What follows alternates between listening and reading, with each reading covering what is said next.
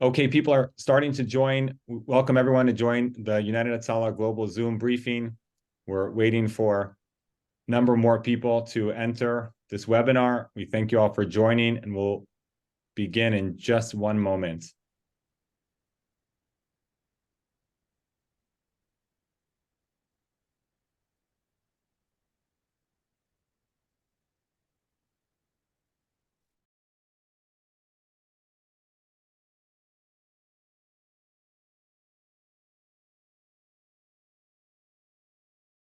Okay, we're going to begin. Want to welcome everyone to the United Hatzalah Global Zoom briefing. My name is Michael Brown. Welcome all of you who are joining from around the world, supporters and friends of United Hatzalah. And to start, it's my privilege to introduce the chair of the board of United Hatzalah, Mark Gerson. Mark, along with his wife, Erica, have played a leadership role since the first moments of this crisis and war in Israel. And together they have committed to match up to $4 million in funds donated to help with our emergency campaign. Mark, thank you very much for everything you're doing and for joining today. Okay, Michael, well, thank you. And thank you to all the heroic volunteers of United Hatzalah who have brought such efficient and effective first response to Israel on October 7th, before and subsequently. So we're going to start today with Dov Mizell. Dov is the Director of Operations for United Hatzalah. And Dov, in the morning of October 7th, you were in synagogue awaiting your son's bar mitzvah, but you didn't even get to see the bar mitzvah start. Tell us about your experience on October 7th, and then tell us where you are now and what you and your fellow volunteers are doing where you are now. Thank you, Mark, and good evening to everyone from just here north of Sderot in southern Israel, in the epicenter of where these tragic events took place on October 7th. As you said, I was in synagogue for my son's bar mitzvah, which obviously was postponed, as all other events in Israel, with atrocities that hit Israel on this Shabbat. At the same time, when these things started, thousands of our volunteers responded to these events down in Sderot, in Netivot, in Ofakim, threatening their lives in order to save others under fire. Unfortunately, some of our volunteers were killed. Unfortunately, some of them were injured while treating civilians and policemen that were hit in this terrible terror attack. Ever since then, we're now 21 days into this war. Our volunteers are spread out throughout the south, but more importantly is now also looking at the northern front that might be developing, and of course, awaiting to see what happens with the ground entry of the IDF on the ground. Thousands of volunteers prepared throughout the country. Here, down south, we have our rotations of hundreds of volunteers throughout on standby and responding to those regular calls, and of course, the calls related to the missile attacks. Today alone, there were a number of missile attacks throughout Israel, down south, but also over central Israel, that keeping us on high alert. We keep preparing and being ready for the worst that might still be before us. We know this isn't going to be short and it's going to be tough, but there's 7,000 volunteers of United Hatzalah here in Israel, which are on the ground, ready, full of spirit, alongside our IDF soldiers that are ready to do their mission as well. So from down here in just north of Sderot, thank you all for joining. Well, Dov, thank you for your not only your great work personally, but your leadership in leading our volunteers and the operations of these volunteers to the thousands and thousands of calls that they've so effectively answered in the previous couple of weeks. So, Minister Nir Barkat, it is such an honor to have you here in support of United Hatzalah. As everyone knows, you are now Israel's Minister of Economy and Industry, but to give Nir an intro like that would be woefully insufficient. I first heard of Nir years ago when the great friend to United Hatzalah, Michael Oren, told me what a great commander Nir was in the IDF to Michael, who served under him. And Nir subsequently became one of Israel's great investors and business people. And then he became Jerusalem's great mayor. And he used his skills, his knowledge, his relationships from his massive success in business to make Jerusalem a commercial and entrepreneurial hub. And Nir served as the mayor of Jerusalem for 10 years and was a great friend to United Hatzalah in that period before becoming a member of the Knesset. So Nir, you have lived the Israeli story. Please give us your perspective as to what's going on now, as well as United Hatzalah's role in it. Well, thank you very much, Mark, for your kind introduction. Eli Bir, I'd like you to get a big hug from me through this conference, and I want to thank Bob Kraft for his friendship to Israel as a personal friend, and all of you on this webinar. I'm sure that I know a lot of you from prior roles, and let me sort of give you an executive summary of where we stand. I don't think anybody needs to expand on the atrocities and the war crimes that happened on October 7th. It's terrible. And us as government take responsibility. We're going to deal with the past once we finish the war. And right now, we need to do everything we can to put some goals in front of us. First of all, wipe Hamas off the face of the earth. Make sure that our friends in the South don't need protection from, won't need Iron Domes, and won't be concerned about attacks from terrorists. This we must finish off. Otherwise, we're going to have a serious, serious problem. And so all of us in Israel understand that the goal of the army is to make sure that Hamas does not exist at the tail end of this war. In a similar way, I think the world now understands that these monsters and these atrocities we have not seen since the Nazis 80 years ago, or ISIS. We have to wipe them out like we did with Nazi Germany and Imperial Japan at the time. And I think the world is uniting to understand that goal. There's a secondary goal, which I'm focusing on, and that is how do we make sure that our economy survives this war? How do we help and make sure that businesses continue to work so that our 360,000 reservists, they need to know that there's a place to come back home to. If it's their own business or working in other people's businesses. And this is a major goal for us to stabilize the economy. People are not going to make money in this period, most probably, a lot of them. But we want to make sure that they survive the war. It's a fundamental major effort, and we're still working on it. There's still lots of challenges internally.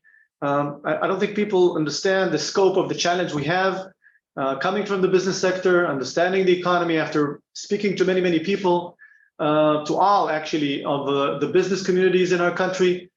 I put a plan on place, and I believe after a bit of bumps on the road, we could probably secure our businesses and make sure that our economy thrives. So it's not just good enough to win the war. We have to make our economy stabilize and make sure that our enemies understand that they're going to lose both on the military side, and they're not going to gain on the economic side. Now, the way to do that, there's a few tricks here, well-known secrets. The first well-known secret is unity. We have to work in collaboration, all parts of, on both sides of the aisle in Israel, right and left. The threat is so huge, and we're very, very good when we're united. As mayor of Jerusalem, I held a 30 out of 31 council member coalition, and I know what it takes to get people together. And I know the power of working and collaborating together, because once you focus together, nobody could beat the Jewish people. Am Yisrael Chai means collaborating and working together.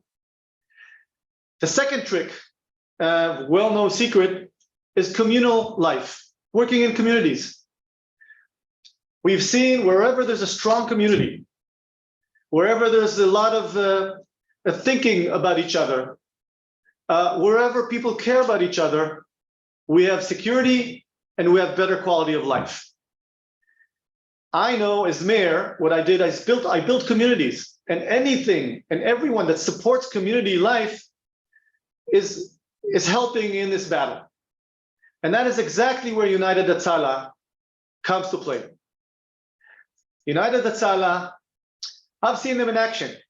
I remember when I think we had the number 14 bus blow up right in front of my face when I was still a council member in Jerusalem, and we helped save lives there. I saw how quickly United Hatzalah came to the scene and how they collaborate with everyone on board to save lives.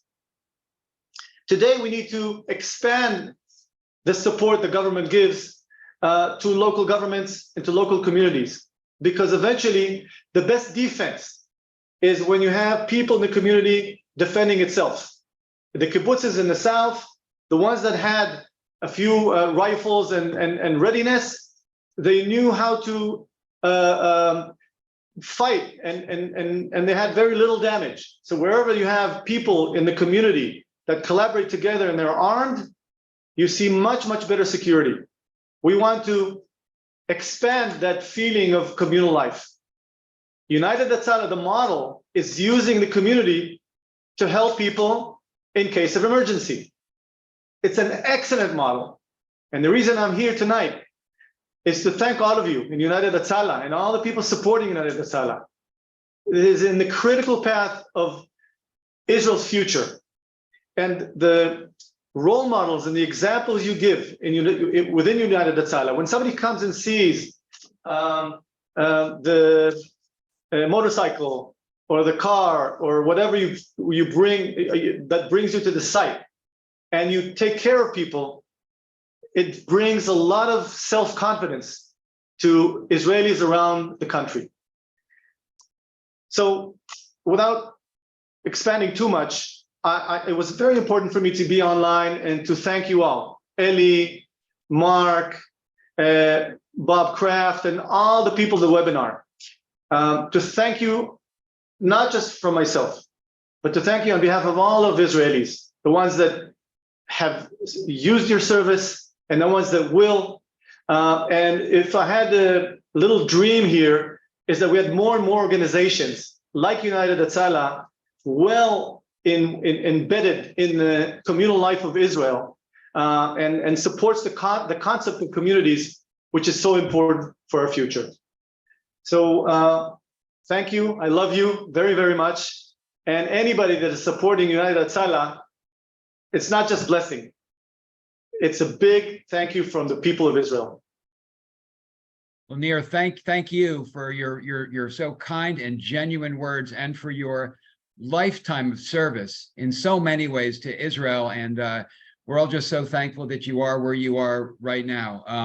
And I just want to emphasize it, that the heroism of the volunteers that Nir spoke of, and having seen it from experience with the number 14 bus, and have been with United Hatzalah many other times in his throughout his tenure as mayor of Jerusalem, as well as what we saw from Dove, it all costs money, and it costs a lot of money.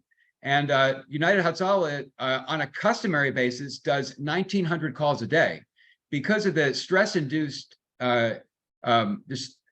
situation right now, the regular calls are up 15%. Add to that all of the wartime specific calls that United Hatzalah is responding to, and all of the wartime and wartime preparation equipment and supplies that United Hatzalah needs. And that's why we have an emergency campaign right now that's now over $50 million that we're trying to raise in order to supply and equip the volunteers of United Hatzalah with what they need to do their life-saving work. And even when Dove was speaking, we saw in the background some items that United Hatzalah has purchased and needs to purchase more of that are entirely new sources of cost. For instance, we saw a mobile clinic trailer, and that's $150,000 a unit, and we need 4 of them. And that's separate from a mobile command center, which we need 2 of them, and that's $500,000 each. So there are so many opportunities to be the genuine partners of the United Hatzalah volunteers, because without donors like us, Ellie, Dove, Batya, and their colleagues, we would be working with Band-Aids. It's now my great honor to introduce Robert Kraft. And Robert is widely known in the United States as being the quintessential winner. And if anyone in America knows a winner when he sees it, that is Bob Kraft. And Bob Kraft was in the United Hatzalah headquarters in Jerusalem, I think around 18 months ago. And he was so inspired by what he saw that he on the spot made a 7-figure gift. And so, Bob, if you can just tell us, what did you see at United Hatzalah, which made you so generous and so immediately? And what do you see in Israel and around the world with the unique and broad perspective that you have? Well, thank you, Mark. And look, all of us who are feel committed to our faith and our people, we're going through something now that we've never really seen in our lifetime. And, you know, I had the privilege of visiting Eretz Israel, I think before most of the people on this call were born, because I was there when the country was 15 years old, even though I think I'm 35, in 1963. And, you know, I love it. And the fact that it came to life in our lifetime. And then I happen to see what Ellie is doing and with his team, your whole team. We're in a situation where Jews saved the lives of Arabs, Arabs saved the lives of Jews, secular people saved the lives of religious, and religious people saved the lives of secular. And, you know, United Hatzalah doesn't see skin color. It does not discriminate.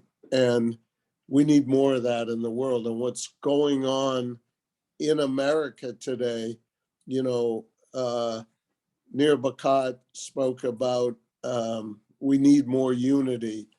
I believe that. And we started a foundation represented by this blue square that has the same values as United Hatzalah, bringing unity and solidarity and fighting against all hate, whether it be against Jews, Blacks, Muslims, Hispanics, Asians, LGBTQ+, just stopping, because when there's hate, there's violence. And God help us, what's going on in the Holy Land today is just horrible. And what we've seen in America, you know, the Jewish people in America represent a little over 2% of the population. And yet we getting over 55% of the religious hate crimes. And seeing the young people on campuses who are getting their news through social media and don't know the facts is just really, really scary. And so our foundation is fighting that. And we're fighting for support of Israel.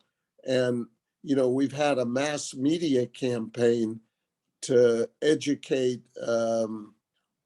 Most Americans are good people and don't understand what's going on.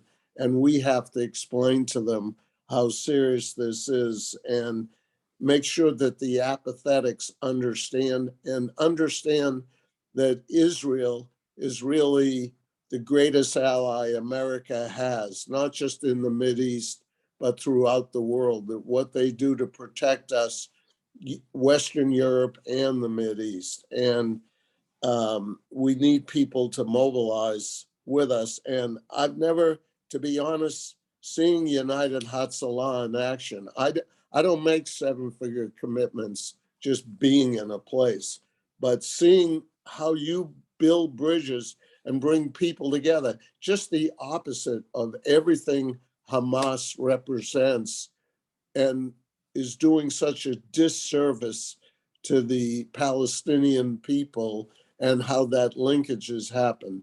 So we want to partner with you every way we can and encourage leaders.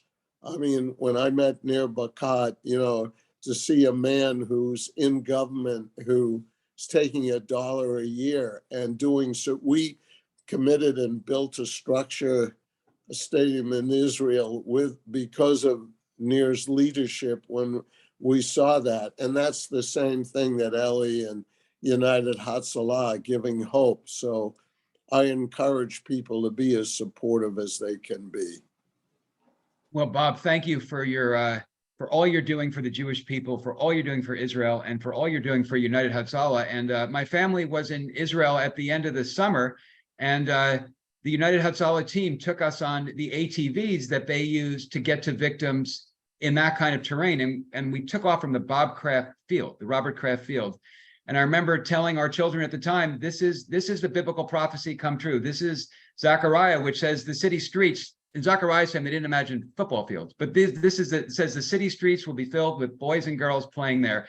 And we heard the sounds of those boys and girls, and we said, that's the owner of the Patriots, and that's a major supporter of United Hatzalah. That's Bob Kraft. So thank you for all you've done. When you say Zechariah was my portion was Bahaloscha, which oh wow, Rani V'Simchi Basiyon. I did it at your dinner, so a little levity, but I love Zechariah and I love United Hatzalah.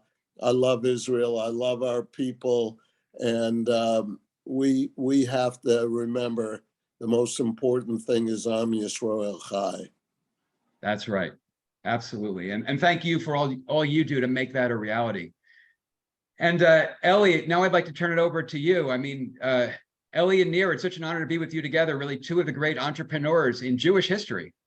Ellie, you're the founder, you're the visionary, the founder, and you not only do you have the vision and the founding, but you actually made it happen. These 1,900 calls a day, which happen in the best of times, plus all of these calls which are happening now in the worst of times, is really due to your vision and execution. So Ellie, tell us about your experience on October 7th, as well as what United Hatzalah has done subsequently, and what it plans on doing with the funds that we're raising and are going to continue to raise so that we can equip and supply the volunteers with what they need to continue saving lives. So first, I'm honored to be together with incredible people, and Batya is going to be speaking after Bob. The lady who's going to speak after me, a young lady, she just got married. Just got married a few months ago. The day after she got married, she was on the way to her own Sheva Brachot with a husband who's also a volunteer of United Hatzalah. And they met, I don't know if you met through United Hatzalah, but you got married as both volunteers in United Hatzalah. And on the way to your Sheva Brachot, they had a terrorist attack in Jerusalem where a car ramped over a bunch of people on a bus stop next to my house, right around the corner, next to the Kraft Stadium. I live right next to the Kraft Stadium. That's where this terrorist attack happened. I saw you there treating the mother who was pregnant. Her two kids were murdered. And that one was 5 years old, one was an 8-year-old, the Palais family. And I was quite shocked to see you right after your wedding. What are you doing in a terrorist attack? Not only that you treated people, you and your husband, you also went ahead and you stayed there with the mother who was pregnant, and she needed emotional help. And you're you're really the psychotrauma unit. So we're going to hear her speak. You're a really holy person, Batya, and we love you very much. And I'm honored to be speaking in the same Zoom with you, and of course with Bob and Nir and Mark and Michael. So I just want to say, and Erica's going to join us. I just want to say that I don't know where to start from. This is, if you count all 35 years of my work in saving lives, 35 years. I started when I was 15 years old, volunteering in the back of an ambulance. The first terror attack I ever saw in my life was on Rehov Yafo 30, Jaffa 30. Nir Barkat knows, it was right next to his office when he was mayor of Jerusalem. But it was before you were mayor. Teddy Kolak was the mayor then. Or maybe, yeah, I think it was Teddy Kolak then. But this was Rehov Yafo 30. A terrorist came in with a knife and stabbed a bunch of Jews and left a knife on an old man, a Holocaust survivor, and the back was knife. And we got there. I was treating him as a 15-year-old boy trying to save him. Unfortunately, he did not make it. And 4 people died in that terrorist attack. I was only 15 years old. Count all the terrorist attacks I've been to, all the tragedies, all the accidents and the Meron tragedy and other tragedies. They were all terrible. Every single one of them was, I could have been destroyed just, if I didn't have help, emotional help all the time. I could have been destroyed of each one of them. But count all of them together, it would be nothing compared to October 7th, Simchat Torah, Shabbat, just almost 3 weeks ago. And that's, my life changed. I was I was Eli Beer before and I'm Eli Beer after. My life changed. I can't think of anything else but what could have happened to Israel. God forbid. I mean, 1,500 people were murdered. 1,500 Jews and also non-Jews were murdered. Volunteers of United Hatzalah. 2 of them were murdered. 2 of them were kidnapped. 8 were injured. And members of our family, volunteer family, were either murdered or kidnapped or injured. So we have so many tragedies in our own organization, United Hatzalah. We have to take care of our own volunteers now. Hundreds of volunteers are traumatized. I can tell you, my closest friends in the organization that were with me from the beginning need emotional help now. After what we saw babies that heads were chopped up. We saw a baby that was only maybe 2 years old that a terrorist, for fun, saw a Jew died, a little baby in his hands died. He killed him. Then he put him in the oven and put on the oven. These are Holocaust memorial. This is stuff we saw in Yad Vashem. And now we see it in live. We saw this in Yad Vashem in black or white in pictures. Now we saw it in live in color. And this is stuff we saw as volunteers that we were prepared for this. And this is what I want to say in front of Nir Barkat. Nir is a minister in the government. And I could say this. The reason why only 1,500 people were murdered and not 10,000 is because of the people. Because people were prepared. The Kitot Kunanut, they had people with guns in the communities that were ready with guns. For years they trained, for years they prepared. They went out and with the guns, they killed whoever they could of the terrorists, not all of them. But then the army came in a few hours later. The army is not a first responder. You have to understand. The army, the soldiers who came, they're not Hatzalah. They're not Kitat Kunanut. They have to prepare. Our army takes hours and hours to prepare. The ones who are ready in 90 seconds are volunteers from the community, like United Hatzalah. What we do every day for 30 years already, for over 30 years, United Hatzalah, every single day, if a baby is choking nearby us, if a lady's having a heart attack, or someone's in an accident, we jump out of bed or we go out of shul or we go out of a mosque, wherever we're doing, we stop and we run to save lives. And we do it every day so successfully, almost 2,000 times every day. That's why we were successful in fighting terror now. That's why we were there so quick. That's why our volunteers were unfortunately murdered, but we ran in and we were able to save hundreds and hundreds of people that otherwise would not be saved. And so, the reason, Eli, absolutely, and no matter how many times we've seen and witnessed in a variety of ways the heroism, the effectiveness, and the efficiency. And I want to emphasize the efficiency. The ROI of a donation to United Hatzalah is the best financial investment anybody can make. I mean, in the best of times, United Hatzalah is saving lives at under $500 a life. So the efficiency is remarkable, and the logistic capabilities which you and your fellow volunteers developed in Ukraine. We gave you the training and the wherewithal to deploy it in the South on October 7th and in the weeks that followed.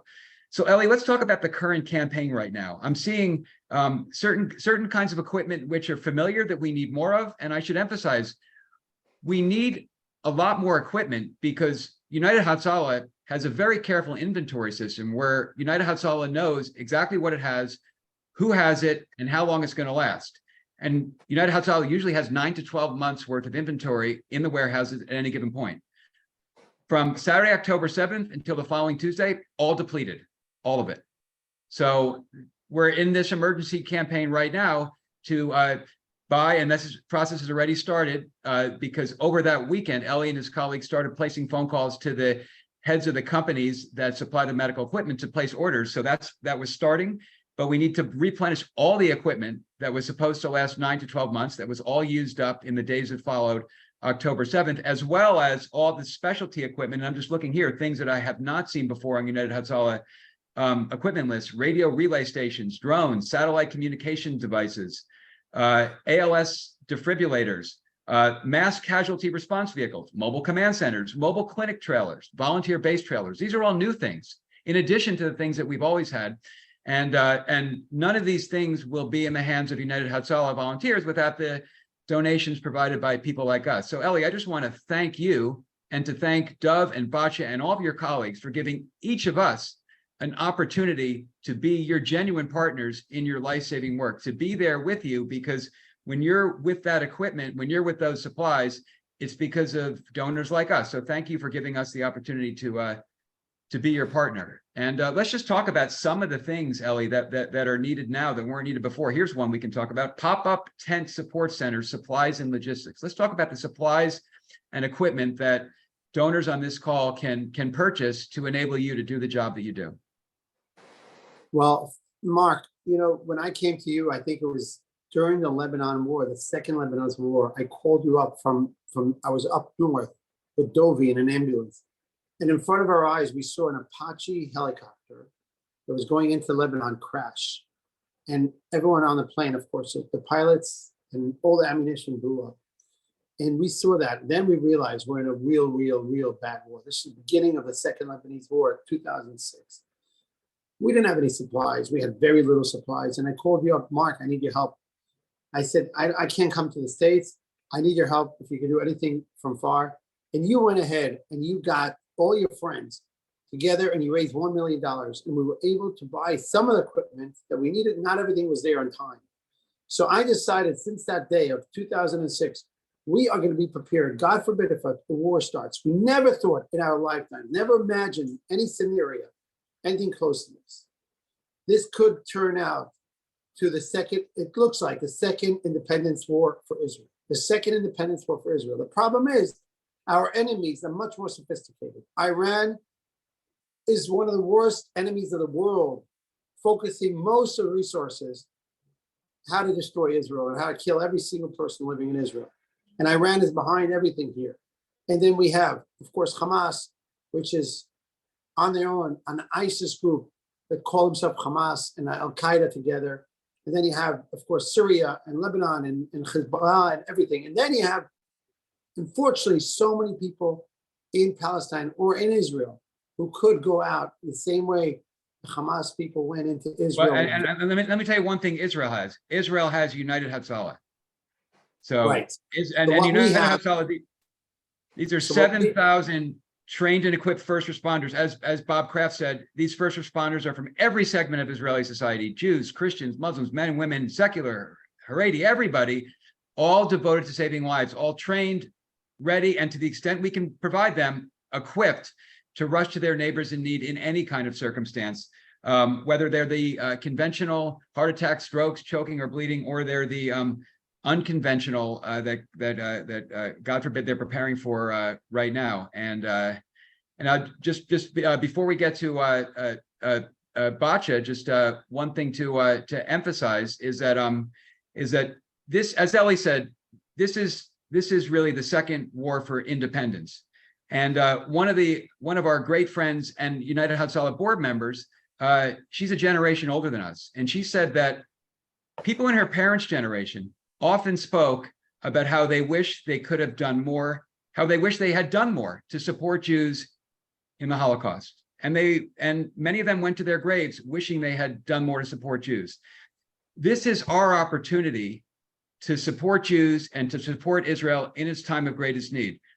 I can guarantee everybody that no one on this call or otherwise is going to turn old and say, my only regret in life is supplying and equipping, is giving money to United Hatzalah in 2023. No one will regret it. Quite the opposite. We'll be proud of it. And we can call this the law of regret. If we know that we won't regret something in the future, we should do it in the present. And that's why this is just such a remarkable opportunity that United Hatzalah is providing all of us to give everything financially, all the money that we can right now, and then dig deeper and give more, because we very well might regret it if we don't do it, and we're going to be proud of it if we do it. And Ellie and his team are giving us this opportunity to be their partners, to do something material, to do something important, do something profound in this moment. Because so often in crises, there's no crisis like this, but in crises in general, we go home and complain to our spouse. This is not the opportunity for that. We don't have to do that. We can actually be the partners of the United Hatzalah volunteers in the field by giving United Hatzalah the money they need to buy the supplies and equipment to do their sacred work. So with that, let me turn it over to Batya, who, as Ellie said, has been such a heroic volunteer for so long. And one of the many aspects of her service has been in the psychotrauma Corps. And United Hatzalah has invented and pioneered psychotrauma first response. And now it's being deployed more than ever. So Batya, why don't you tell us about psychotrauma first response and your role in it and what you and your colleagues are doing? Okay, so first I have to say that it's hard to speak after Ellie, and just to say that I feel very, very honored and privileged to be a part of United Hatzalah, part of the Orange family.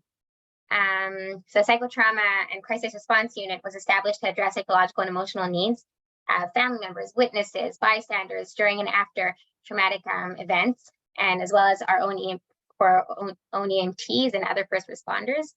And so that's on a normal basis, or day-to-day basis. And now with the war going on, obviously, it's very much needed even more. Could I start just by saying what we've been doing now? Please, absolutely, absolutely. Okay. So first of all, I'll just say that I'll start with my own experience, and then I'll also describe the different interventions the other volunteers in the psychotrauma unit have been doing. So I'll say that I woke up like everyone else on Shabbos on October 7th, by a siren. And throughout the day, we were getting news about what was going on. And then at some point, we were asked to go to hospitals down south in order to start treating the soldiers and injured civilians that were coming in. So I personally went to the Kaplan Hospital, and I treated soldiers there. I heard the horrors that they went through, and I was trying to support them, trying to help them deal with everything that they went through, as well as the civilians there. Other volunteers at the same time were doing interventions with children who were inside bomb shelters, as it was all happening, while their parents were outside the bomb shelters and the children were inside, and our volunteers were speaking to them on the phone and supporting them and being there for them. Throughout these past few weeks, we've been doing many different types of interventions, treating many different types of people. We've been going to hotels where the people from the Gaza Strip were taken. We've been giving lots of support to our own volunteers, since we know that it takes all these horrific things that they went through has obviously taken a toll. And so that's the most important thing to give support. I know, I mean, sorry. That came through so clearly on the night of October 7th in Israel, which we did. It was 1:30 our time, and some volunteers who I've known for 20 years who have seen everything. Well, we all thought they saw everything, but on October 7th, they saw everything and they couldn't speak. Yeah. I mean, these were volunteers who, as Elliot said before, had been in terrorist attacks. They'd been in Ukraine. They've been at all manner of accidents and heart attacks and choking, and they've been fighting the angel of death for their entire adult lives, and they've seen it all, or so we thought. But then on October 7th, they seen it all, and they couldn't speak, and that was really the first signs, and how bright those signs were on October 7th of how profound the trauma is for these volunteers, and thank God that United Hatzalah launched this psychotrauma unit several years ago, and that you and your colleagues are trained and ready to go out there and provide this psychotrauma help, in addition to the conventional life-saving work that you do, to the volunteers of United Hatzalah and to other victims of this horrible war. Yeah, for sure. And really, we've been trying to help both civilians and our own EMTs and other first responders, and really anyone that needs it. We're there for them, whether on the phone, whether it's face-to-face interventions. The whole time it's been 24/7. And we've really seen the need for it, and how important it is really to provide that support. Okay, so Mike, you have before we continue, you have a one-pager with medical equipment needs that we're going to try to show on this. There we go, very good. That we can show on the screen right now. And this is the brief list. I have the longer list here that includes things like. So everyone, just take a look at what we have here. And if anyone wants to buy something, and it's important, let's look at the bottom. And this really gets something Nir was saying before that kind of was gratifying when I heard what Nir was saying, about all the efforts that he's doing to keep the economy going in this time. And just look at the bottom there. It says, we can purchase all this equipment in Israel. We just need your support. And Israel is actually, I didn't realize this, but Israel is a hub for medical equipment distribution. And so one knows that when they buy something on this list or something on this other list that I have right here, they are creating and sustaining jobs in Israel. And let's just look at some of these things. I mean, if anyone wants to give one of these things, it can be named after you. It can be named in honor of somebody. It can be named in memory of somebody. And there's really no better gift, no better commemoration. There's no better use of money than to buy one of these things in memory or in honor, or just to do it and to be there with the volunteers of United Hatzalah. And this is one list we can take a look at, and we can see, $800 for protective gear, 7,000 volunteers. They all need protective gear. Some of them do right now. They all don't. We got to get $800 per protective gear for everyone who's going to need it, which is going to be thousands of them. Medic bags, trauma kits, and that's in addition to all these things that are specific to this campaign. I'm looking right here: helicopter transport, ALS 4x4 reinforced response vehicles. Who would have ever known that United Hatzalah would need reinforced response vehicles? But we do. And we need 10 of them at $250,000 each, in addition to everything here. So we just should really all step up as a global, not only Jewish, but Zionist community. I mean, just yesterday, a Christian group, Eagle's Wings, called, and they said they bought, there's this new defibrillator that United Hatzalah needs a bunch of. This defibrillator is $40,000, much more than the 10 times, 15 times what the regular one is, because this one has advanced cardiac monitoring and defibrillation capabilities and communicates directly with the hospital. This Christian group, Eagle's Wings, $40,000 right there.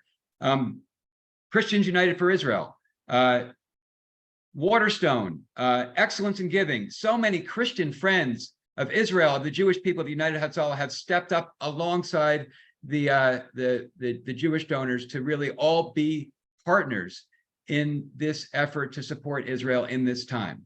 And everyone's generosity is not only appreciated, of course it's appreciated, but it will be used in the most profound and meaningful fashion, which is to save lives in the hands of the volunteers like Batya and Ellie and Dove and their 7,000 colleagues.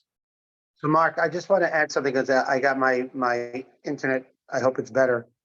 We have thousands of volunteers who stop working, and they are fully committed to work day and night to save people's lives, put their own lives in danger, and go into any situation. Up north, inside Israel, we're suffering a lot now. People are not even talking about it. It's not hitting the news.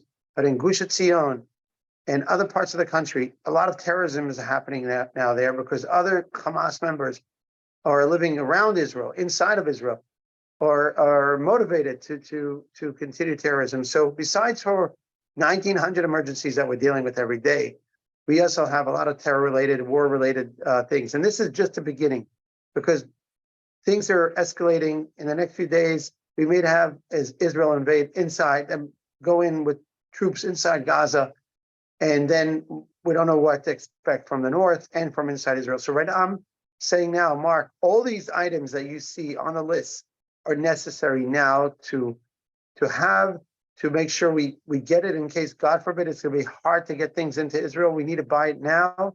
We already bought over $25 million of equipment that we either bought equipment or ambulances. We bought 40 ambulances now. We bought 4x4 armed vehicles. We're buying bullet protective gear. This is going to be a long war. And like you said before, you're never going to be sorry after that you gave too much. You'll be always sorry you didn't give enough. You should have helped more. And I'm urging everyone now to turn to your friends. We can't do it on our own. We're fighting now for Israel. We're putting our life in danger. Look, you saw Batya. Batya just got married now. She just got married, and she's committed to help anyone who needs. She doesn't get paid from Hatzalah. None of the volunteers you see on the road is getting paid. But one thing we need to make sure, that if she needs medical supplies, she needs equipment, she needs basic things, she will get them. And our needs are very big, because Israel needs it. So Mark, I'm urging all of you to continue. I know on this call we have a lot of great people here. I see Alan Tish, a young guy who's on our board, Alan went ahead and he got all his friends together, a lot of friends who got together and they're supporting.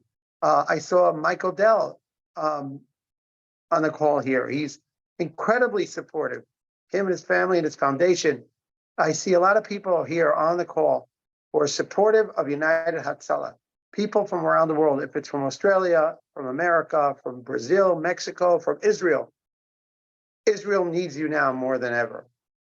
That's right. And let me just read one comment that just came in the chat before we open it up for some questions. And this is regards to Bob Kraft. The writer wrote right here. On a personal note, I remember when you took the Vince Lombardi Trophy to Israel in 2002 or 2003 during the Second Intifada. I wrote you a letter thanking you for showing support for Israel by bringing the trophy there. You replied with a personal letter to me, and I will never forget it. God bless Israel and God bless you. Thank you. Okay, we have 100. We have someone who, Mike, you just messaged me. We have somebody who wants to announce $100,000 match. That's terrific. Let's call on that person. Oh, but Lee, it's you. Thank you. Hi, can you hear me okay? Absolutely. We can't see you, so put on your video if you can. Interestingly, it's not giving me the option. So in the interest of time. Okay, fine. Thank you for what you're doing. And if I may, we are all here in the States just praying daily, raising awareness and raising funds. We have done over the last 2 weeks a match with United Hatzalah that yielded well over $100,000, $18 checks, $36 checks, you name it, all the way up to $25,000 checks. We want to announce that because of this call, anyone on the call that donates between now and hopefully it takes 5 minutes, but certainly by the end of the week, we want to match up to $100,000 for anyone to support the amazing effort that you're doing. And just as much as the money is important, I hope you guys know that the support's important, and all of us here are just keeping you in our hearts and thoughts and prayers. Lee, God bless you and thank you. Well, that's amazing. So everyone, that's 100,000. Let's fill that now. And I think we have 10,000 just in. This is from Michael Haddad. So Michael, it's so nice to meet you. You're on mute. There we go. It's an honor to give to this organization. Ellie is a very dear friend of mine. We spent time together in New Jersey, and God bless this entire organization. I wish I could do more, and I will do more, but at this point, $10,000. Michael, I hope we spend many more Shabbats together. Thank you so much. I love you, Ellie. I love you too. Okay, well, Michael and Lee, your generosity is going to go such a long way, and I know I'm getting messages from so many other people too, saying that they're going to contribute as well. So, Lee, I have a feeling your match is going to be filled. Actually, it is by the end of this call. So, and maybe people have some questions. Yeah. Just well, here's a question. Hello, from Eileen. Hello, can we do a fundraiser and use the United Hatzalah name? Absolutely. Just email. You can email Michael at israelrescue.org, and he will set you up with someone locally who can help arrange that. We've had people do fundraisers, both Zoom and in person, really for the last 2.5 weeks, all throughout the country. And not only have they raised a lot of money, and money is so important, not only have they raised a lot of money, but they've raised a lot of awareness and support, which leads to more money, which leads to more supplies and more equipment. So, I mean, you could definitely do an event either in person or on Zoom. Yeah, I see Joshua Tenenbaum is on call. Hey, Ellie. Hi. Yeah, this is Josh Tenenbaum. How are you? Thank you and everybody else for all the tireless work that you guys are doing. But you may not know this, but Ellie, you remember that ambi-cycle we gave a number of years ago to my grandmother, which was Gitel Rosenzweig, who's also Batya's grandmother. So, we'd like to give a medic bag, I think $5,000 in honor of Batya for all that she does. And, it was nice to see her on the video. Oh, very nice to hear your voice. And of course I know who she is, Bubby. Yes, exactly. Wow. I must say that this is beautiful to hear this, and we have a lot of volunteers who have family members around the world. Turn to them, and I must say that United Hatzalah is made out of not only volunteers who are medics or paramedics. We have logistic volunteers. We have a lot of different types of volunteers, and we also have supporters who are volunteers. There is no difference between someone giving money and someone giving time. You need both. You can't have only one. So what you guys are doing today is really joining in as the forces protecting the country. So I see Danny Lamb here, right? Danny from Australia, our board in Australia. He's on mute.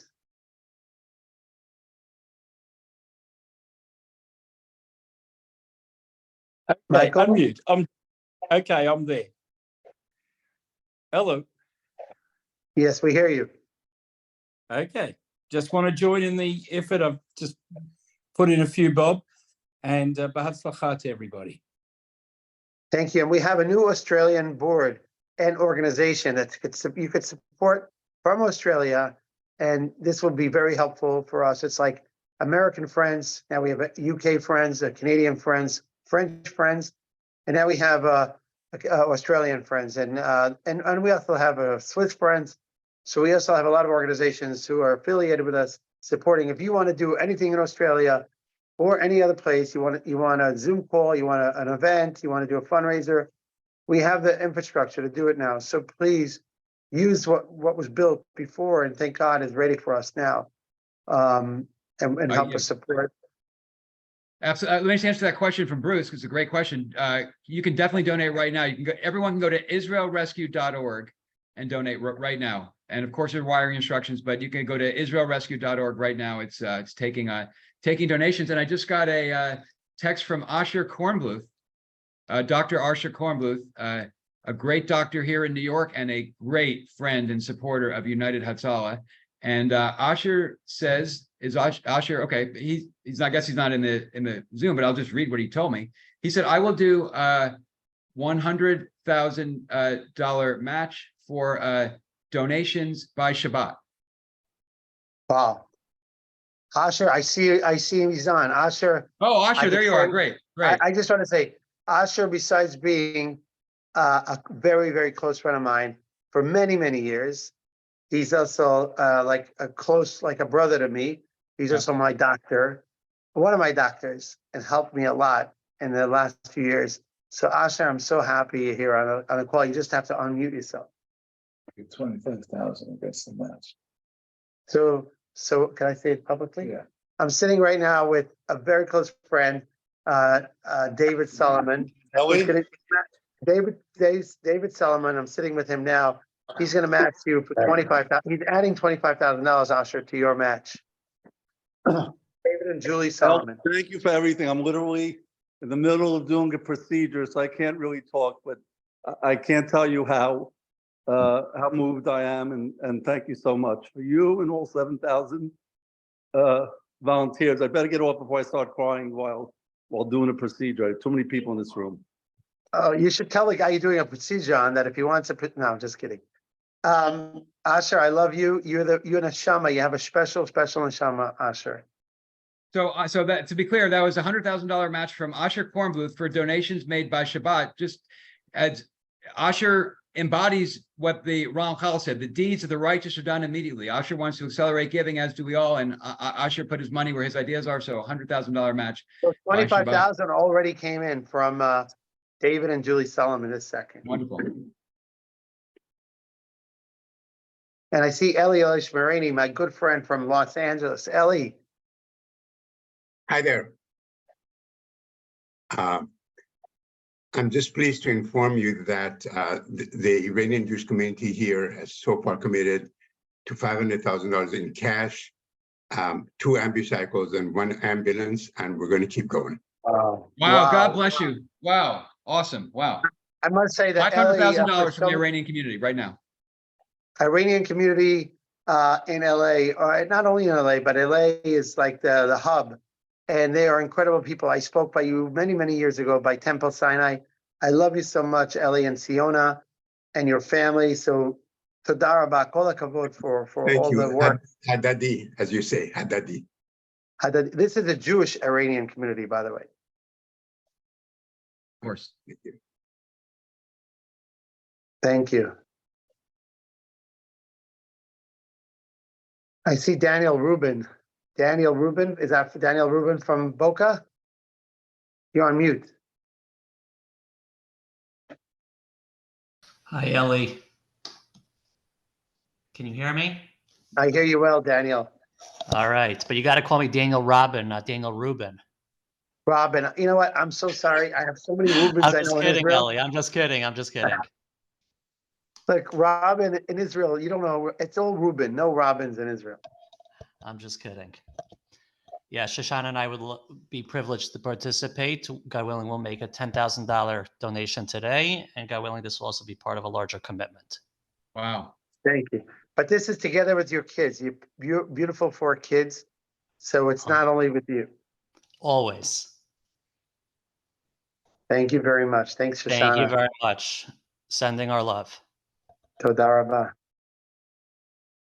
This is amazing to see this. And I know, Mark, I remember your kids, Eric and Mark, your children always do the sales in Manhattan selling cookies. I remember one of the. We did one yesterday. They raised $280 in a little bake sale outside the apartment. But everyone can contribute, and that's the point. I mean, this is the moment for everyone to contribute. 7-year-old children can contribute. That was one of our children. Another one of our children worked the registration table at a fundraising event. Let's get everyone and everyone's family. Everyone can do something, from a 7-year-old child to any of us on the call. So this is the time to activate anyone and everyone. I see Joe, my friend Joe Nazar from New York, from Great Neck, New York. How are you, Joe? Ellie? Hi. Can you hear me? Yes. Joe, we hear you well. Yes. We want to thank all of you. We're all thinking so much about what's going on in Israel and what you guys doing. So we had meeting in our shul and we had a dinner. I think we have to gather all the people that gave their pledges. I think we going to give you guys armored ambulance, hopefully. Oh wow! So it's around 250,000. So I gotta finish it up, but we made a special thing for you guys, and hopefully we get matched with someone. Joe, this is amazing. Amazing. First of all, Joe, this is incredible because you are a Persian Jew, Iranian Jew from Great Neck, and we just had Eli Lishmarani from Los Angeles. It's just amazing to see the Jews from all over. From Michael Haddad is from the Syrian community, and you're from I'll be honest with you. The connection that we made long time ago, without knowing what's going to happen, it opens up the door to what's going on right now. When I met you first time, I didn't know how open you're going to be to community. And I'm glad that out of those meetings, you got a room in Sderot, an ambulance here, few ambucycle over here and there. And I think that's very, very important job that you do to keep the connection between the communities. And we don't know in that time that you make all these connections, what you're going to get later. And that's very, very important. Anyway, we thank you. We keep thinking of you. We don't sleep at night. And good luck. I just got to put all these things together and I'm going to notify you, okay? Thank you, Joe. Best regards to the community. I just want to say I have my little daughter Adina here, and Adina is very, very special. She's my 15-and-a-half-year-old daughter. She's really suffering a lot. Just to know these millions of kids in Israel who see their parents or first responders, doctors, they suffer a lot more than regular people. They see their parents on television, or they see them more. They see that they see missiles flying. They don't know if their parents are okay. Adina, she saw her mother in Sderot the day that Sol started. Gitti, my wife, helped save dozens of people, over 40 people that she treated. She didn't see me for the last 2.5 weeks. but she's here with me. And what did you want to announce? I want to announce that I'm going to donate from my own money $360 for United Hatzalah to help support the Wow. board and everything. I love this girl. I love this girl. So she's Beautiful. amazing. Wow. And one day she's going to be an EMT like her brothers and sisters, like her parents. So tada rabba. Brothers, sisters, and brothers-in-law. Exactly. We're going to have we need a big ambulance, like for 12 EMTs for having everyone inside. So thank you. And I see Dovi Pereiro. Dovi, my friend from LA. He's also, I'm going to say something. I'm putting all my personal stuff here. I had my gastro doctor, Asher Kronbluth. He's one of the top experts before. Now I have my orthodontist. My orthodontist who's straightening off my teeth, Dovi Pereiro from Los Angeles, the #1 guy in LA. So Dovi. Ellie, we want to, you can hear me, right? Yeah.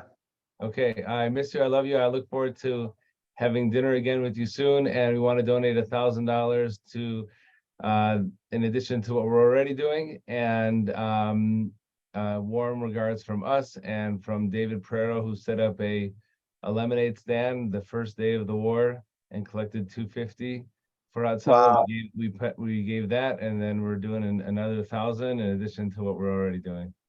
And the ambucycles and other things you've given. So thank you so much for that. And I love you. And I think about you a lot. Here, share 5. Thank you. I looking forward to seeing you again. And stay in good health and keep protecting Am Yisrael.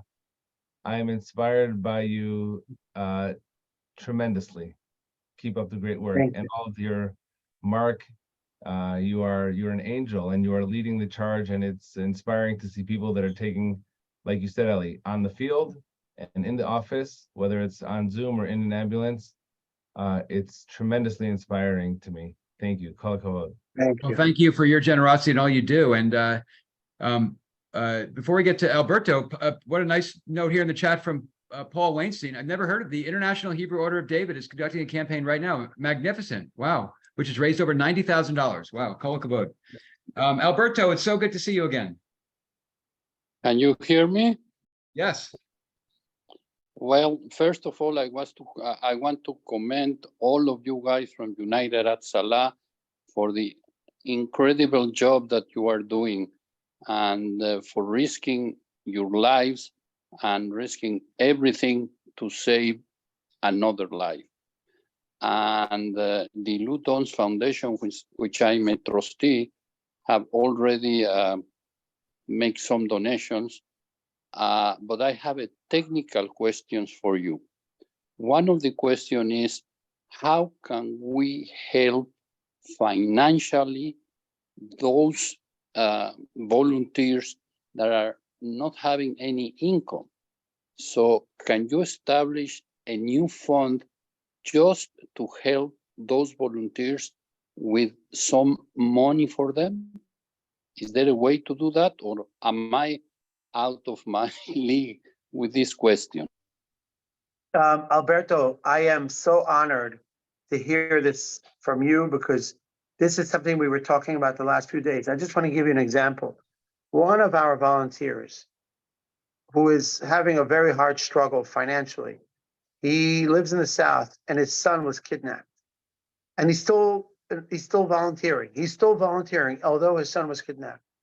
He is going through a very, very hard time. So we have a lot of stories like that, a lot of terrible stories of volunteers who are having a hard time financially, and they don't ask for help. They don't go around asking people for help, but they're going through, and some of them are going to literally lose their homes because they can't pay mortgages and basic stuff or electricity.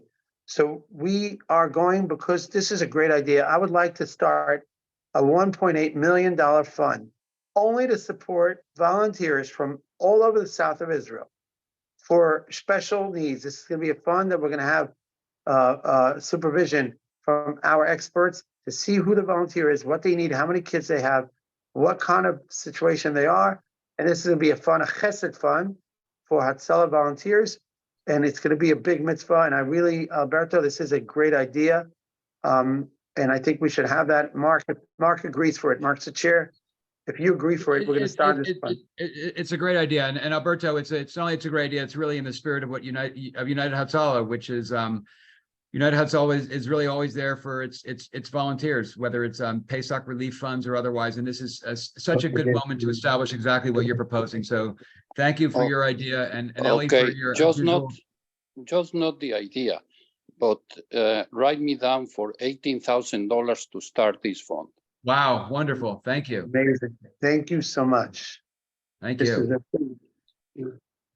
And David Rosenberg, thank you. Israel Bonds Young Leadership Nationwide is organizing donations in the form of Israel Bonds to United Hatzalah. Wonderful. $1.8 million only for that. Zippy, Stephen, thank you. This Anthony, is a great thank you. mitzvah. I must say, Alberto, you put this is something that we last few days I hear more and more stories of situation where I have one volunteer who his post-traumatic stress is so bad, he has now had to be hospitalized. I mean, this is not something that can be helped anymore by the psychotrauma. This volunteer, I don't know what he's going to give back to himself, but we need to help his family. He was there. He saw the worst of the worst. He was in Kfar Aza, where 60% of the people in Kfar Aza were murdered. He was there, and he saved lives there. And now he's going through a very hard time. So this fund is going to go to help them with food and the basic stuff that they need, electricity, things like that. I see Jacob Zachary, also from Grave Neck, my good friend. You must have forgotten, Ellie, Los Angeles, your favorite home to visit. Sorry, I have another Zachary. Sorry, Jacob, I love you. Jacob, love I'm you so too. sorry, Los Angeles. No, I love you. I love you. Forgive me. Are you kidding me? First of Our all, youngest, one of our youngest guys are involved. Yeah, Jacob. first and foremost, it's always great to hear you speak, to see everybody. That's, the typical people involved in United Hatzalah. Mark, it's great to see your face, Ellie. First of all, as everyone has said, I love you. We love you. We appreciate all of you and everything that you do. I would like to make a $1,800 contribution to the Chesed Fund. We are always striving to help United Hatzalah. I've been working here with Brad. We're trying to put together an event. We've been thinking about it, trying to figure out what would be a great event. But Bezrat Hashem, we're going to do something soon. And I just wanted to make this $1,800 pledge to the Chesed Fund. We're grateful for all that you guys are doing. I pray that we can do more for you, more for Israel and everybody over there on the front lines. God bless you, and thank you from the Iranian Jewish community in Los Angeles. We're very grateful for you, the Iranian Jewish community and beyond. And Shannon. Yeah, God bless you. Well, God bless you, Jacob, and thank you for your gift and your support as ever. And I just saw this this amazing note from Hirsch here, and this, Adina, this is amazing. Look what you inspired. So Hirsch, why don't you read the note or describe it in any other way? Because this is amazing for two reasons. One, your extraordinary generosity, but two, the lesson that about just what gifts can do, even gifts from a child can do. So tell us your story. I'm just so proud to be able to help what Hatzalah is doing. I've known Eli quite a while. I visited him in Jerusalem at his command center many years ago. And anyway, just keep doing what you're doing, and I hope your work comes to an end soon. And Hirsch put in the chat, for anyone who didn't see it, that when Ellie's daughter Adina, who we just saw, his 15-year-old daughter just gave $360. Hirsch he said he was motivated to give $360,000. Wow. So, Hirsch, I just want to say, Adina, come here a second. Hirsch, I love you. First of all, you have a special neshama. When you came with your son to visit us a couple of years ago, we had an incredible connection. And since then, you support us all the time. And you're just a special person. And my daughter, Adina, she's with me. I said today, Adina has to be with me. After 2.5 weeks, she was afraid to even walk the dog. She lives in Yerushalayim. We live in Yerushalayim.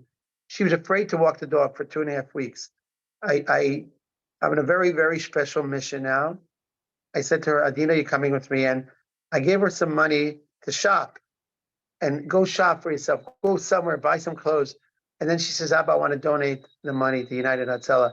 And hearing you, Hirsch, you inspired Hirsch, who's in Chicago, to donate $360,000. And she's sweet. You'll meet her soon, Bezrat Hashem. And when I we look come to forward to that. Israel, with the whole family. Hirsch, I love you and all your whole family. And of course, all your friends in Chicago and all around the world. I really appreciate that. And Stephen, yes, Hirsch, unbelievable gift and story to accompany it for the children. I'm going to tell my kids as soon as I get home. Stephen, thank you for your gift. Stephen writes, I'm a Christian by name and by faith. I stand with Israel and United Hatzalah, and he's giving his second gift. So thank you, Stephen, for living your faith in partnership with United Hatzalah. God bless you. God bless you. And I could say that I heard from President Biden last week when he was in Israel, when I told him the stories about what was going on. And I told him exactly what I saw. I didn't hide anything. I want him to know what was going on. We had a Holocaust for a day and a half in Israel, and we're still having terrible, terrible human disasters with these missiles flying into Israel. Thousands and thousands of missiles everywhere in Israel. And I told the president what I saw, and he said to me that when he was a young kid, he said his father is Christian, big believer in God. And he said, my father always said to me, we have to protect the Jews. We have to protect the Jews. And he says, I grew up, and he says, I realized that I'm not Jewish, but I don't have to be Jewish to be a Zionist. He kept saying this a couple of times. Everyone on the call who is not Jewish, we're all together here. This is not protecting only the Jewish people. This is protecting humanity. United Hatzalah and also Israel. We have people from all religions, from all sectors, from everywhere. We in United Hatzalah lost 2 volunteers. One of them was an Arab volunteer. One of them was a Jewish volunteer. The Arab volunteer was from Nazareth. When we had his funeral in Nazareth, we had over 50 volunteers on motorcycles went to give him like a royalty funeral. He was murdered by the Hamas. They literally destroyed his body. We couldn't even recognize him when we found him. And one of the Haredi volunteer, ultra-Orthodox volunteers, went to the graveside of this was a Muslim grave cemetery. And he stood up there and he said Kaddish for this volunteer who was murdered by Hamas. He was murdered while he was trying to save a young Jewish girl. And this is what's all about United Hatzalah. And I appreciate all the support coming from everywhere. And you see it even here. You see Christians and you see Jews and you see a Jew from everywhere, Ashkenazi, Sephardic, religious, secular, reform, conservative, ultra Haredi, everyone together. We are one. We are one people. Well, I just want to say that when I was growing up, my parents used to say, you can call me anything you want except late for dinner. So I'm late for lunch now because my great friend and business partner, Thomas Lehrman, is here. And I think they were wrong. It's okay to be, or maybe it's not okay to be late for dinner, but you can be late for lunch because I'm late for the lunch. But Thomas and his wife, Mara, and their kids are devout Catholics. And Thomas heard this and he said, count us in for 10K. Amazing. Amazing. That's amazing. By the way, tell Thomas that I met the Pope in Israel when he came. And he was super impressed. Super impressed by United Hatzalah. Ellie, I just wanted to say hello. It's been way too long. Keep up the great work. God bless you. Thank you for your support. Thank you for your support. Thank you so much. This is incredible to see this call coming in. Where's Erica? Was she in? I maybe missed her. I don't know. She hosted a United Hatzalah event yesterday and last night in Miami. So I think she's flying back right now. There's apparently a great event that the Miami community put on. She went down there for now, and I think she's on. So I'm just going to tell you, I was on the grounds for 2.5 weeks straight, and I met with so many incredible people, rabbis who came to Israel to support, rabbis from all around the world who came to Israel, leaders and Congress people, senators, the mayor of, the governor of New York, the president of the United States, and I got a call the other day from Matt Brooks, from the Republican Jewish Coalition. He said he wants me to give the keynote speak in front of all the candidates for the Republican Party for president, and in front of all the senators and congressmen and the new Speaker of the House, to speak what United Hatzalah experienced the day of October 7th. And I'm going to give that speech, Bezrat Hashem, Saturday night, Motzei Shabbat, in front of all these people. Everyone should know what was going on. Republicans, Democrats, unaffiliated, everyone in between should know what Israel was going through, because what happened to Israel, by the way, could happen in Europe, could happen in America, could happen in Canada, and it could happen in England, and it could happen in Australia. Look at these people who are demonstrating for Gaza now. It's unbelievable, unreal to see people supporting terror. And this is exactly what happened in 1930s. 1930s, if you read the history is just repeating itself again and again. 1930s, they had people marching for Hitler, regular people who were normal people, who had loving kids, loving families. Many of these people who were marching for Hitler were Jewish. Many other people who marched for Hitler, if you see the history, they were Jewish. And Hitler invited them all into the gas chambers eventually. When he sent the Jews to the gas chambers, also the ones who were marching for him were sent to the gas chambers. And this is what's happening now. People are blinded. People do not know between good and bad. People don't see who's evil and who's good. We need to go educate people.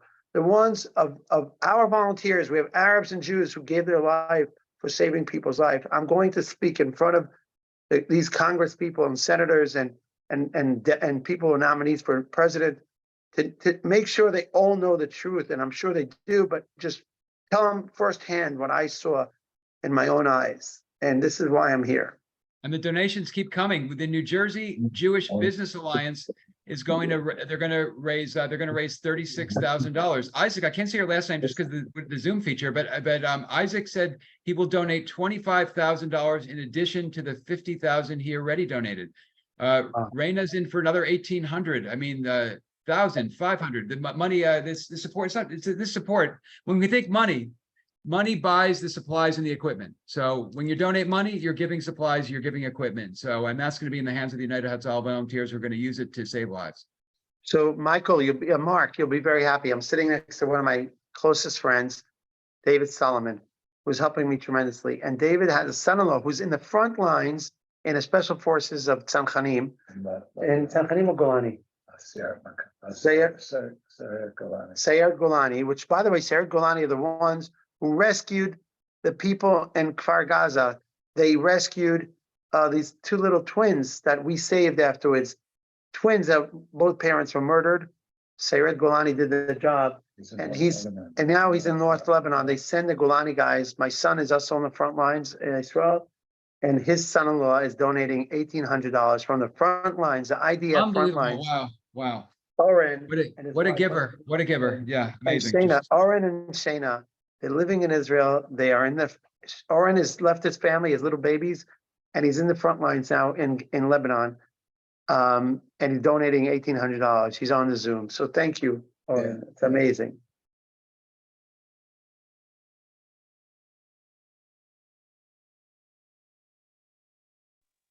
Alexandra. Hi, Mark. How are you? Good. Can you hear me? Yes. Hi, Ellie, Mark, Dovi, and all of the amazing people on this call. Mitch and I would love to donate an additional $5,000 in addition to the campaign that we already have going. And we are watching, we are praying, and our blood bleeds orange. So anything you need, please let us know.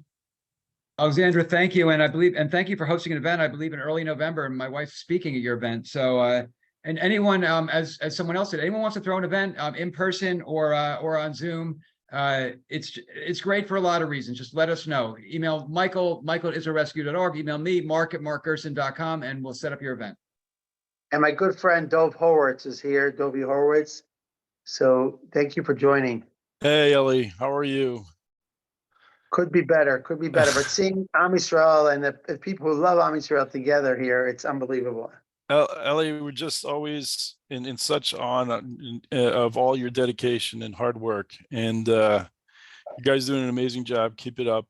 And we sent in 5,000, and it went to the New York office. I think it got cashed already. We're sending in another 5,000.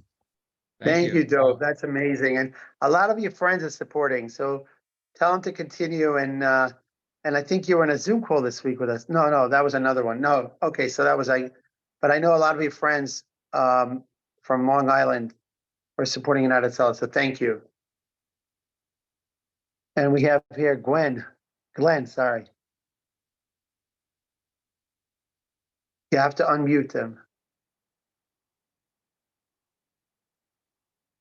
Can we unmute Glenn? How's that? Yeah. Okay. Yeah, I'm just going to send in another 3,000. I sent in a couple of weeks ago in honor of my son, who's one of your volunteers in Tel Aviv. I just want to let you know, I don't know if you're aware of it, that Governor DeSantis a few days ago ordered all the presidents of all the campuses in Florida to remove the protesters because they are supporting terrorists. And he said it's a felony.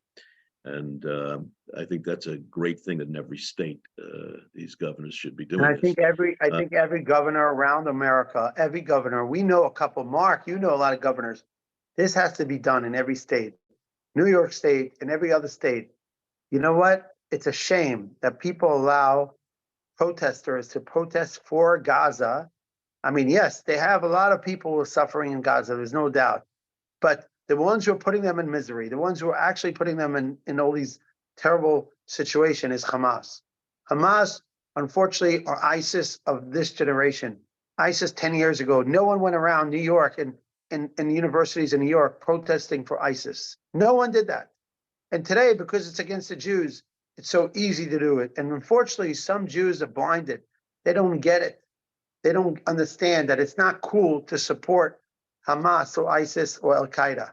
It's not cool at all. Imagine yourself after 9/11, when what happened was, and people are going to go support Al Qaeda. That's what's happening now. And I think people should, that's why we need a strong Israel, and we need the voice to be sounded everywhere. Someone asked what's our email. Hey, Lynn, I what's have that, you. Oh, Ricky. I'm ready. Rifki. Lynn, Oh, Rifki, sorry. you're on now. Oh, okay. I want to say my heartfelt appreciation for everything.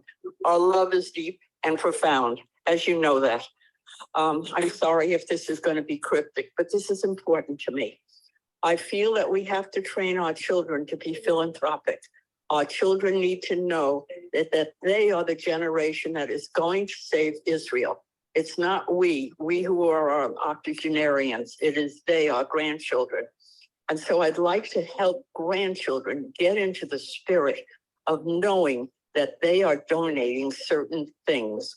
So we would like to match 6 of the vests, 6 of the defibrillators, and 6 of whatever else is vitally important. And we would like other grandparents to match us in the name of their grandchildren, so their grandchildren understand that vest might have saved someone's life and it came from me. That helmet might have come from me. That defibrillator might have come from me. They have to feel as though they're part of this movement, and they're very literal. So if they understand what they're donating to, whether it's the EpiPen or whatever, they will have a greater sense of connectiveness. I hope I'm explaining this properly. I'm conducting another Zoom meeting on my computer.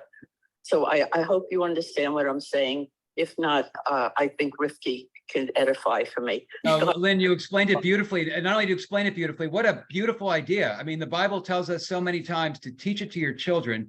And Lynn, you just said, I'm going to teach it in the most profound way you can teach, by acting. I mean, Rabbi Abraham Joshua Heschel said, textbooks are good, but we need text people. And you are a text person. And teaching your children and grandchildren, teaching your grandchildren this great Jewish lesson for United Hatzalah is I think, the fulfillment of a biblical vision. So thank you for your commitment and your sharing it with us. Anthony, it is so good to connect with you again. Well, it's great to connect with you and with Ellie again. Just 2 quick things. Firstly, on behalf of our firm, Adeptus Partners, we represent a number of very prominent celebrities, influencers, professional athletes. We're going to be making a donation. I'll know the exact amount in the next 24 hours and I'll let you guys know. But I want to actually add something that Ellie pointed out, Bob Kraft pointed out. Dealing with professional athletes and dealing with very prominent celebrities here in Hollywood, they're under tremendous pressure from the propaganda against Israel. And when they hear what an organization does that transcends politics, that is not about ideology, it's about saving innocent lives. It's an incredible thing that we're seeing people that are really household names that we've reached out to that realize that Hatzalah is not an organization that's picking a political side. It's an organization that selflessly is saving lives. And it's an unbelievable thing that it transcends every culture, every color. And, you know, I think that it's a galvanizing organization that with all the pressure that is brought to bear upon people here in Hollywood, it seems that Hatzalah is a united front and it transcends everything. So it's, I'm against all odds. We've seen people, you know, anonymously helping out because, you know, they understand the mission statement from Hatzalah. So God bless you, Ellie. Keep up the great work. And I'm hoping to be a good conduit, you know, to some of the stars and celebs here in Hollywood. And Anthony, thank you so much. It was, you know, I can't even remember how long ago. It was probably 2.5 weeks ago. We just sat for dinner in Jerusalem. And who would have imagined the day after we sat and had dinner, this is what happened. So thank you very, very much. And thank you for your support. And of course, we need the voices out there. The celebrities from Hollywood are very important that they should speak loud. So thank you. Isaac. I would say Steph Curry, through his venture fund, Penny Jar, gave right away. Omri Caspi's been a great friend and supporter and is leading a Zoom like this next week. Yes, Ellie.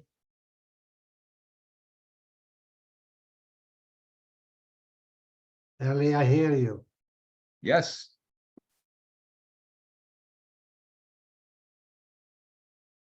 Oh, yeah, Isaac, we can hear you. Michael, we had other Hollywood celebrities who were involved and supporting United Hatzalah. So, yeah, Ellie, Isaac.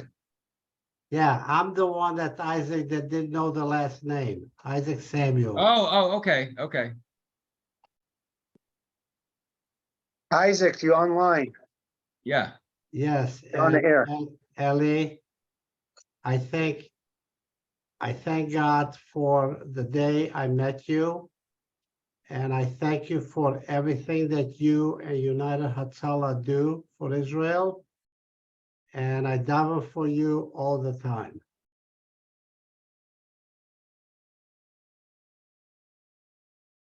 Thank you, Isaac. I really appreciate it. Isaac, thank you so much for your support and friendship. And we have here, I can't see. Oh, St. Adele from Toronto, Canada. St, you go, you have to. Hi, Ellie. How are you? Could be better, St, but together we you know what? It's like almost like a therapy group here, so we feel better. And especially that I have Batya. So St, you're online. You're on the air. I just first of all want to say you've impressed me from the second I met you, and we've been in constant touch ever since. And you give us this aura, and that we just want to keep doing more and more and more. So thank you for inspiring us and everything that you do. And our family just gave an additional $25K. I just want to make sure it matches, it goes into the matching donations. Incredible. Thank you so much, St. I loved the night you opened your home and had so many people and delicious food. I hope the dates come back that I could travel for doing these fundraisers at people's homes. I really hope we could do another one in your home soon.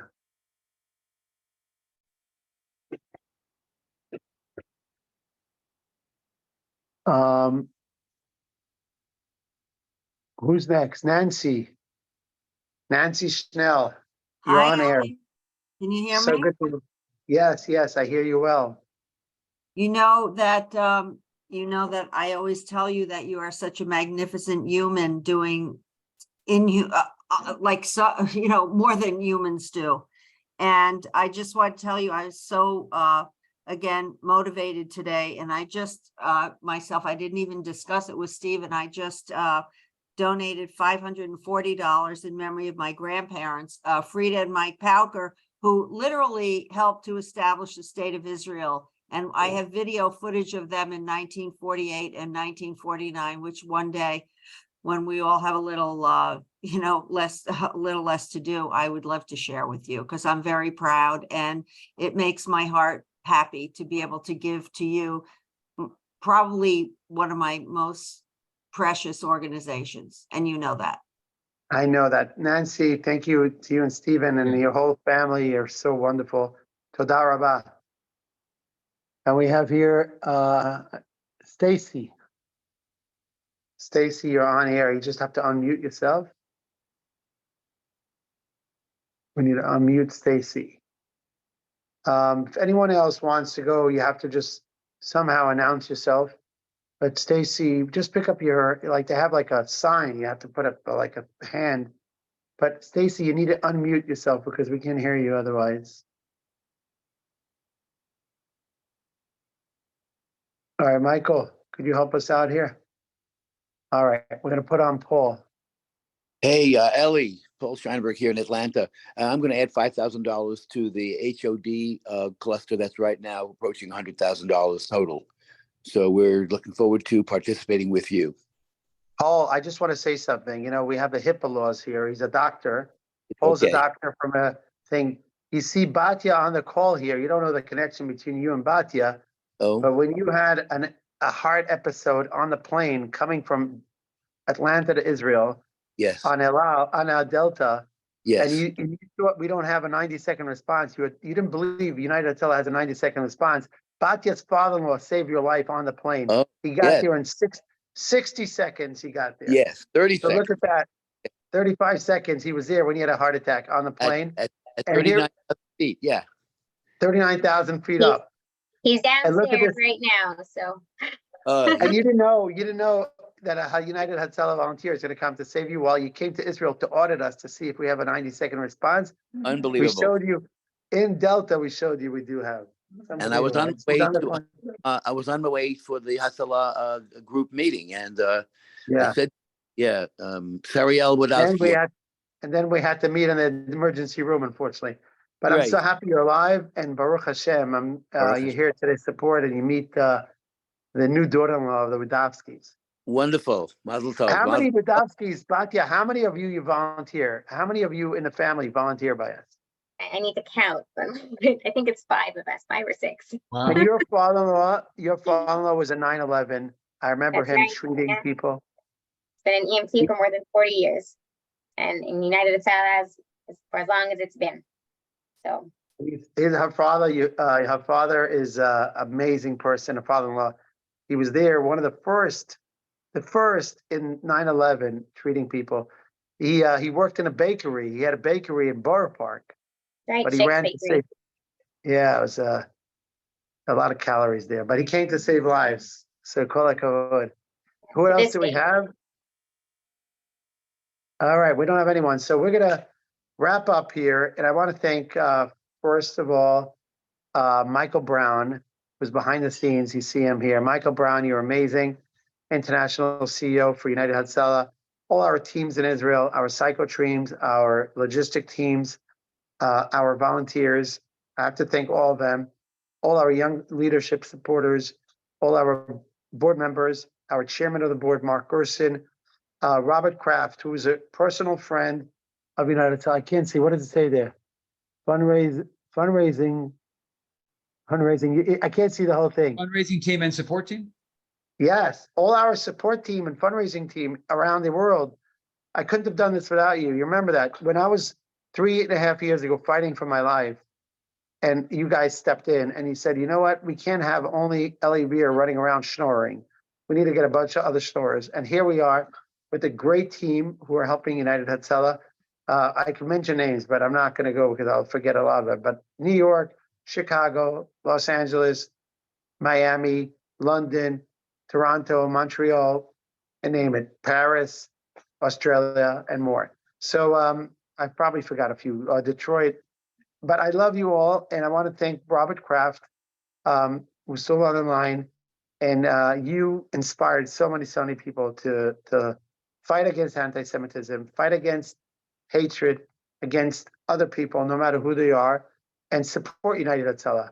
You and your children and your grandchildren are involved with this organization. And of course, Nir Barkat, a personal friend who's a very important minister in Israel, but also an entrepreneur, and so many great people on this call. I love you all. Dovi, of course, that was on the call. Eli Paul.